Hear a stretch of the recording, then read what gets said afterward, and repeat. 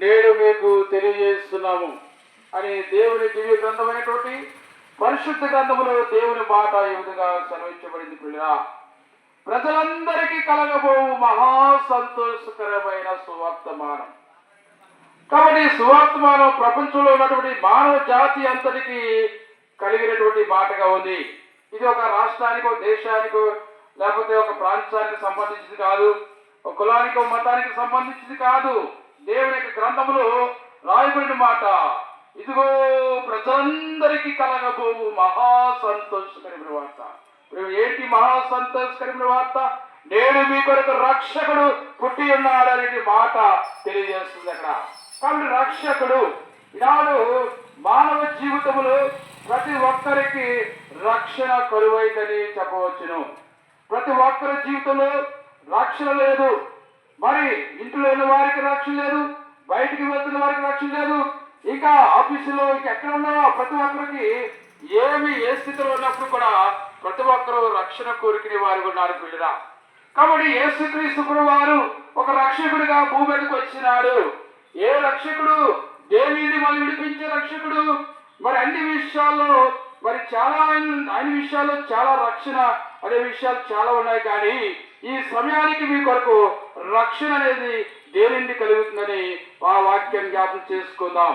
ఆమె యొక్క కుమారుని తన ప్రజలను వారి పాపము నుండి ఆయనే రక్షించిన కనుక ఆయనకు యేసు అని పేరు పెట్టుకొని చెప్తున్నాడు పిల్లరా. యేసు అంటే మన జన్మ కర్మ పాపము నుండి విడిపించి మరి పరిశుద్ధులుగా తీర్చి మరి నీతిమంతులుగా తీర్చేవాడికి వాడు ఉన్నాడు. ఆయన మనం రక్షించేవాడు ఉన్నాడు, నరకమును తప్పించేవాడు ఉన్నాడు, మోక్షాన్ని చేర్చేవాడు ఉన్నాడు, దేవునితో యుగకాలుండే సహవాసానికి మనం పిలిచేవాడు ఉన్నాడు పిల్లరా. కాబట్టి ఈ లోకములు మరి మరి పాపము నుండి విడిపించేవాడు తన ప్రజలను వారి పాపము నుండి విడిపిస్తానని చెప్తున్నాడు. ఎవరు పాపులండి? మరి మేము మంచివారు అని చెప్పొచ్చు, లేకపోతే వాళ్ళకంటే వీళ్ళకంటే మనం మంచివారు అని చెప్పొచ్చు. కానీ దేవుని దివ్య గ్రంథమైన పరిశుద్ధ గ్రంథంలో ఈ విధంగా సెలవుస్తుంది, ఏ భేదము లేదు, అందరూ పాపము చేసి దేవుడని గ్రహించి మహిమ పొందలేకపోతున్నారని దేవుని దివ్య గ్రంథం సెలవుస్తుంది. అందరూ పాపుల, చిన్నల మొదలొకటి పెద్దల వరకు అందరూ పాపులని వాక్యం చదివిస్తుంది. పాపులు రక్షించుటకు క్రీస్తు యేసు ఈ లోకములకు వచ్చినని వాక్యము నమ్మదగినది, పూర్ణ అంగీకారం యోగ్యమైనదని దేవుని వాక్యం చదువుతుందా. కాబట్టి మన జన్మదా పాపమై ఉన్నాం, కర్మదా పాపమై ఉన్నాం.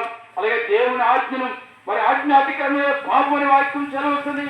ఎలాగా మరి మేలని చేయగలిగి అలాగే చేయని వారికి పాపం కలిగి చదువుతుంది. విశ్వాసం మూలము కానిదేదో అది పాపం అనే వాక్యం చదువుతుంది. సృష్టికర్త దేవుని ఎందుకు విశ్వాసించుకోవడం, నీ కొరకు పరలోకం ఇచ్చిపెట్టి భూమి మీదకి వచ్చిన ఆ పరమ రక్షకుడైన యేసుక్రీస్తుని విశ్వాసించుకోవడమే పాపం అని చదువుతుంటుగా. లోకములు అనేక రకాల సకల దుర్నీతియు పాపం అని దేవుని వాక్యం చదువుతుంది. మానవులుగా పొందిన లేచిన మొదలుకొని మన జీవితంలో మరి రాత్రి పడుకునే వరకు ఎన్నో దుర్నీతులు చేస్తుంటాం. అలాగే పుట్టిన మొదటి చనిపో వరకు మానవ జీవితం ఎన్నో దుర్నీతులు కార్యం చేస్తూ వరకు ఉన్నాం. కాబట్టి మనందరూ పాపమై ఉన్నాం. ఆ పాపం నుంచి మనం విడిపించడానికి వచ్చినాడు ఆ రక్షకుడు. ప్రభు యేసుని విశ్వసించండి, ప్రభు అనే జన్మద క్రమంలో పాపని నన్ను రక్షించని నువ్వు ప్రార్థించినట్లయితే ఆ ప్రభు నేను రక్షిస్తాడు, నీ జీవితంలో ఒక నెమ్మదినిస్తాడు, నరకమును తప్పిస్తాడు, ఆ నిత్యజీవము దేవుడు ఉండే స్థలంలో నేను చేర్చుకుంటాడు. దేవుడి మాటలు దీవించుగాక. ఆమేన్. ప్రార్థన క్లుప్తంగా చేయని ప్రార్థన. జీవన తండ్రి,